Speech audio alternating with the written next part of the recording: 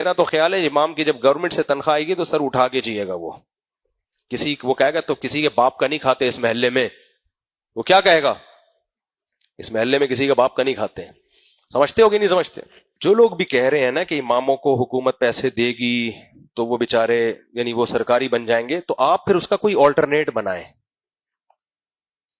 جتنے بھی ہمارے دینی تعلیمی اداروں کے بورڈ ہیں جو دینی تعلیم، وہ پھر کوئی سیٹ اپ بنائیں اماموں کی اچھی تنخواہوں کے لیے. آپ کا تو اپنا کوئی ایسا نیٹ ورک کوئی سیٹ اپ ہے نہیں، لاوارث چھوڑا ہوا ہے.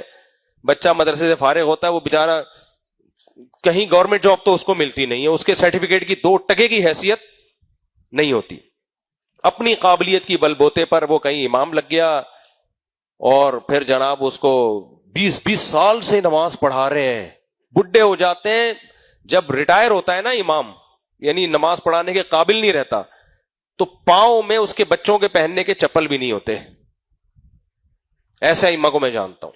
ارے جو سیاسی لوگ ہیں وہ خود کم مراعات لے رہے ہوتے ہیں، یعنی وہ تو مراعات کی ایک پورا ان کے پاس ایک طویل فہرست ہوتی ہے. وہ صرف مراعات مالی نہیں، عہدے بھی لے رہے ہوتے ہیں. اپنے دشمنوں سے بھی اتحاد کر لیتے ہیں. آپ دیکھو پی ٹی آئی کے لوگ پہلے مولانا فضل الرحمان کے کتنے خلاف تھے، لیکن آج ان کو پتا ہے کہ مولانا فضل الرحمان ہماری ضرورت ہے. پی ٹی آئی کی جو قیادت ہے ان کو پتا ہے کہ مولانا فضل الرحمان سے اتحاد کے بغیر ہم نہیں چل سکتے. تو اپنے مفاد کے لیے وہ اتحاد کر رہے کہ نہیں کر رہے؟ مراعات لے رہے کہ نہیں لے رہے؟ 100% لے رہے. صحیح لے رہے ہیں غلط لے رہے ہیں یہ ان کا ہیڈ ایک ہے، لیکن لینی پڑتی ہے مراعات. اسی طرح حضرت مولانا فضل الرحمان صاحب عمران خان کو یہودی ایجنٹ کہتے تھے، سب کو پتا ہے. آج کل کہہ رہے ہیں؟ نہیں کہہ رہے. ان کو پتا ہے بھائی پی ٹی آئی سے اتحاد کیے بغیر میرے لیے سروائیو کرنا مشکل ہوگا. یہ سیاسی بات، میں اس کے صحیح یا غلط ہونے کی بات نہیں کر رہا، یہ تو سیاسی لوگ ہی بتائیں گے آپ کو کہ صحیح کر رہے ہیں غلط کر رہے ہیں. میں کوئی سیاستدان نہیں ہوں، میری کوئی سیاست فیلڈ ہی نہیں ہے. تو سیاسی لیڈر جس چیز کو بہتر سمجھتے ہیں اپنے لیے وہ کام وہ کرتے ہیں، حکومت سے بھی اسٹیبلشمنٹ سے بھی فائدے اٹھاتے ہیں. تو اس لیے میرا خیال یہ ہے کہ اس میں ہمیں سیاست سے ہٹ کے دیکھنا چاہیے کہ ایک امام جو بیچارہ قسم پرسی کی حالت میں ہوتا ہے، مسجد کا امام جو اتنی تھوڑی پنجاب میں بعض مساجد کے ائمہ کی تنخواہیں ہیں کہ سن کے آدمی بے ہوش ہو جائے.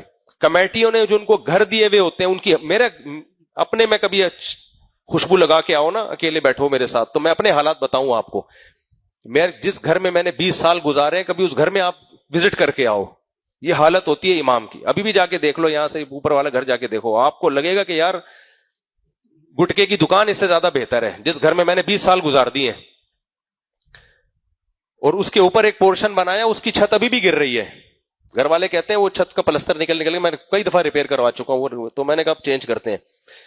تو جب اگر ویڈیو اچھی لگے تو چینل کو سبسکرائب، ویڈیو کو لائک اور کمنٹس باکس کے اندر اپنی رائے کا اظہار ضرور کریں.